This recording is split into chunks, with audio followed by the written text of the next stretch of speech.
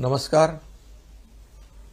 सध्या देशभरामध्ये नवीन JN1 हा Covid variant आढळला आहे। महाराष्ट्रात देखील काही रुग्ण आढळलेले आहेत आणि त्या दृष्टीने आपल्याला आवश्यक ती खबरदारी काळजी घेण्याची आवश्यकता आहे आणि त्या दृष्टीने आज एक महत्त्वाची बैठक या ठिकाणी घेतली।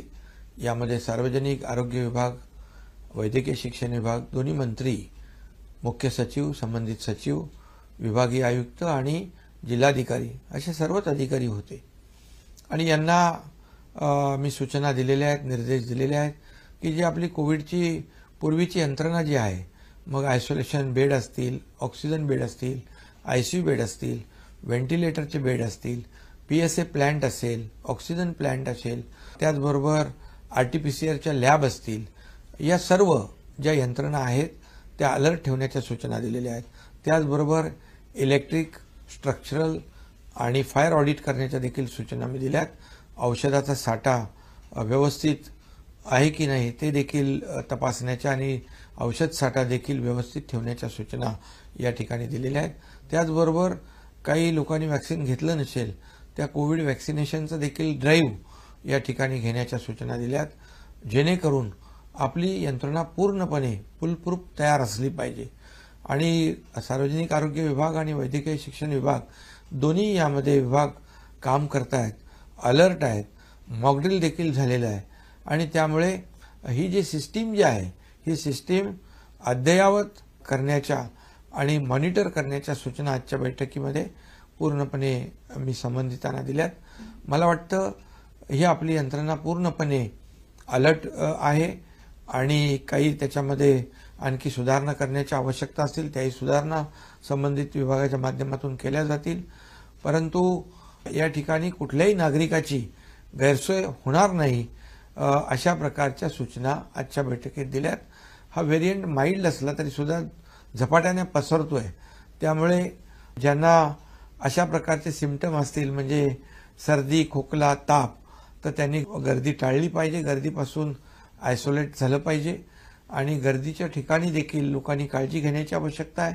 आज आपण पाहतोय की 25 डिसेंबर नाताळ येतोय, 31 डिसेंबर येतोय, त्यामुळे नागरिकांनी जास्तीच काळजी घेण्याची आवश्यकता आहे, पण घाबरण्याची आवश्यकता नाही, एवढंच आवाहन या ठिकाणी मी करतोय। कारण पूर्वी आपण या कोविडचं मोठं संकट आपण त्याचा सामना केलेला आहे।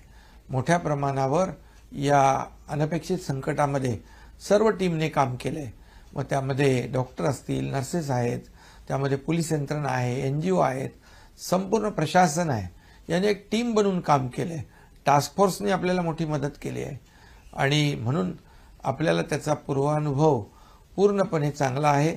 त्याचबरोबर आदरणीय प्रधानमंत्री नरेंद्र मोदी साहेबांच्या नेतृत्वाखाली आपल्या देशाने देखील धीरोदात्तपणे या कोविड संकटाचा सामना केलाय आणि त्याचाही अनुभव आपल्याला आहे। आपल्या राज्याला देखील केंद्र सरकारने मोदी साहेबांच्या नेतृत्वाखाली त्या काळात देखील भरीव कोविडसाठी मदत केली आणि म्हणून यावेळेस आपली यंत्रणा पूर्णपणे अलर्ट असली पाहिजे, यासाठी आजचा एक महत्त्वाची बैठक, आढावा बैठक घेतलेली आहे। नागरिकांना देखील माझं आव्हान आहे, विनंती आहे की आपण काळजी घेऊया।